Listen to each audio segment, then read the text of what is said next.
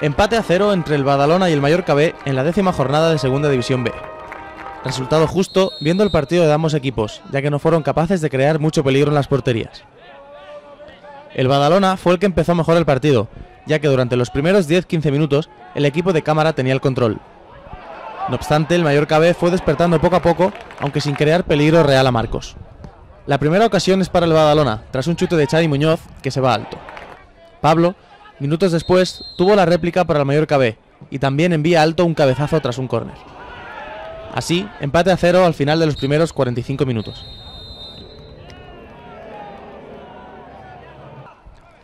La segunda parte ha tenido el mismo guión que la primera, poco fútbol y pocas ocasiones. Únicamente hay que destacar la ocasión de Abdón para el filial mallorquín. También resaltar el debut en Liga del joven Marcelo, que tuvo sus primeros minutos, aunque tuvo que ser sustituido por Sergio a causa de molestias físicas. Así pues, empate a 0 entre Badalona y Mallorca B y un punto más para el equipo de Cámara, que consigue 4 de los últimos 6 puntos disputados. En rueda de prensa, el entrenador visitante, Miquel Soler, afirma que el control del partido lo ha tenido el Badalona, pero las ocasiones claras el Mallorca. Estan igualat, ha portat una mica més la iniciativa a la Badalona, bé, juga a casa, és el normal, però bé, nosaltres hem tingut una gran contenció defensiva, crec que el Badalona no ha xutat a porteria, o no ha xutat, perdó, entre els 3 pals. Nosaltres, per altra banda, jo crec que hem tingut la d'Abdón, la d'en Nico a la primera part i un enramat de cap molt clar d'en Pablo, no? Es veia que l'equip que es posés per davant en el marcador segurament s'enduria la victòria, ningú ho ha aconseguit, però bé,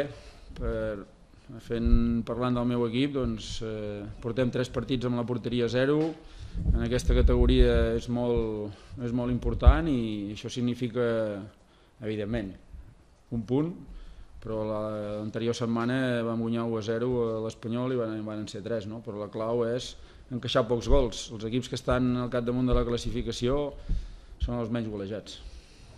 Por su parte, Albert Cámara admite el flojo partido de su equipo y cree que han tenido un bajón físico importante. Doncs 10 primers minuts nostres molt bons, de sortida bastant bona, però a partir d'aquí jo crec que l'equip cada vegada ha anat a menys. Possiblement, ara ho comentaven, per mi era el partit quasi més assequible dels que hem jugat fins ara.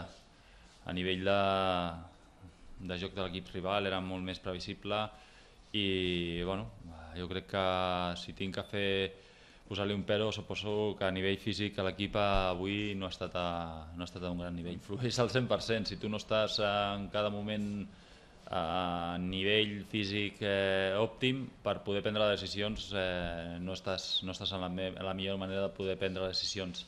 El cap igual et funciona però les cames no et donen més. I jo crec que avui és el que et dic i sobretot ja als últims minuts s'ha vist massa i bueno, la veritat és que Manolo Bueno ha sortit molt bé i ens ha donat una miqueta més però bueno, se'ns ha fet molt llarg el partit. El siguiente partido será el próximo domingo a las 12 del mediodía en el Estadio Balear ante el Atlético Baleares.